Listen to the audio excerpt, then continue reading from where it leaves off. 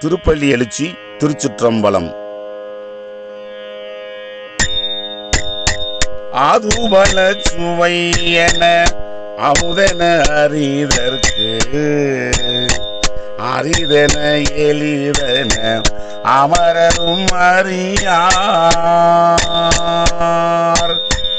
இது அவன் திரு உரு இவன் அவன் எனவே எங்களை ஆண்டு கொண்டு இங்கெழுந்தருளும்